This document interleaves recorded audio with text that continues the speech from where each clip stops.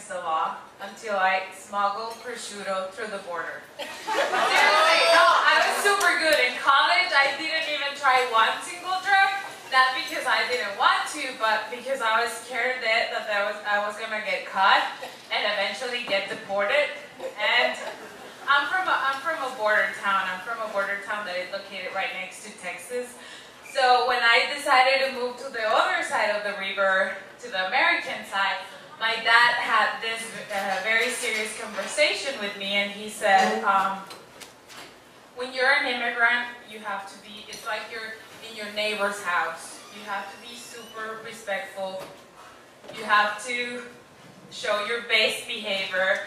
And if you get into something like a DUI or something, like you're gonna go back like this. So I don't know if he really meant it or if he wanted to scare me, but it really worked. And when I describe the border, my hometown, I always like compare to Camden and Philly.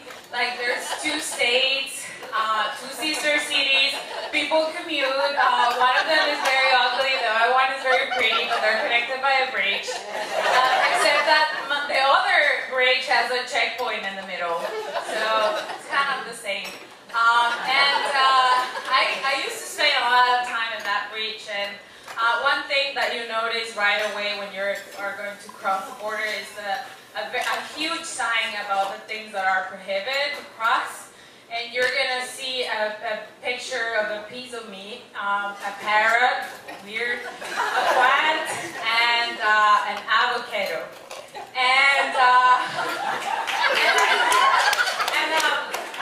I used to spend a lot of time in that bridge, and you can see anything. Like it's crazy, especially during the weekends, 2 a.m., 3 a.m. when all of the college kids are coming back from Mexico, where the beer is like 5 cents. And like you see like guys fighting, you see like girls flashing, you see people peeing like everywhere. You even see people having sex in their cars, and like you never see a plant, a parrot, an avocado.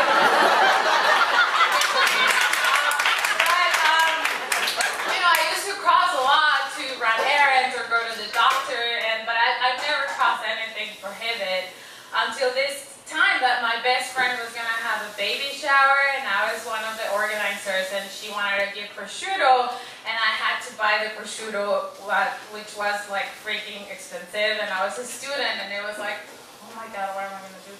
And one of my girlfriends told me like, why don't you just buy it in Mexico? And I'm like, yeah, but that's illegal. And she's like, don't be ridiculous. Like I cross avocados all the time. You have to hide it really good under the seat of your car. So next thing, I'm in a parking lot in Mexico, hiding 3 pounds of prosciutto under the seat. And I was driving to the bridge, and I was like super nervous, and I was in line.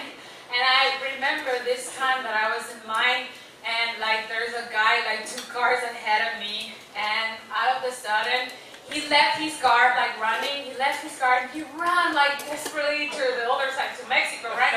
And he passed like right next to me, and he was pale and like he looked like very scared, and I was like, oh my god, I bet that car is full of coke. And like it was, like all the cops were, you know, running to the car, and the dogs are coming, and I'm like, oh my god, I have 4 pounds of prosciutto. I cannot even imagine like how that guy felt. And I thought about leaving my car, but I was like, I shouldn't. And next thing, I'm like, the officer, I'm handing my passport to the officer, so I'm like this. And he's like, where are you going? I'm like, home. And he's like, sorry? I'm like, home. And he's like, oh, okay, so, but he must like notice something, because he told me, excuse me, ma'am, please park here. We're gonna check your car. And I was like, oh my god. And next thing, like there's officers coming, and I'm like, I'm sweating, and it's not even summer. Like I'm sweating, and then the dogs are coming, and I was like, oh, I shouldn't hide it in the tire. Like, oh my god. And like, what I wanted is like, I was so nervous that at that time I just wanted to scream, I have ham. I'm sorry. I'm so sorry. But I did it, and that was a good thing, because next thing he gave me my passport, and he said, ma'am, you're free to go, and Operation Prosciutto was a success. Yay!